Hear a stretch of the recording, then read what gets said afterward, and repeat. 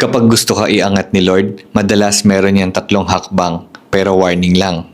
Hindi yan para sa mahina ang puso. Kasi ang pruning at obedience, masakit yan. Mabigat yan. Hindi lahat handang dumaan dito. Una, pruning. Tinatanggal ni Lord lahat ng bagay na hindi para sa'yo. Pwedeng tao, ugali, o kahit opportunities na akala mo kailangan mo. Hindi para parusahan ka, kundi para i-position ka sa tamang lugar. Kaya wag mo iisipin rejection yan. Redirection yan. Yung iniisip mong pagkawala, protection at preparation yan galing sa Diyos. Ang pangalawa, obedience. At ito ang pinakamahirap. Minsan, hihingin ni Lord na bitawan mo yung gusto mo. Magpatawad kahit masakit.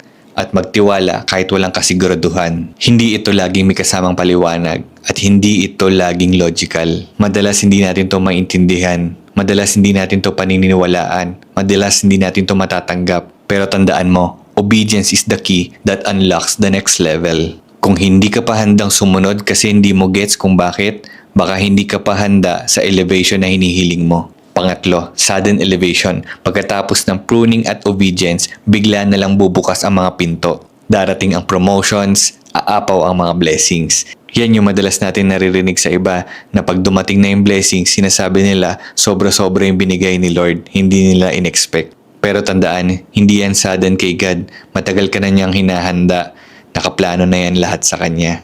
Hinihintay ka lang niya sumunod at magtiwala para maging ready ka sa ibibigay niya. Nasiguradong yung ibibigay niya, maaalagaan mo.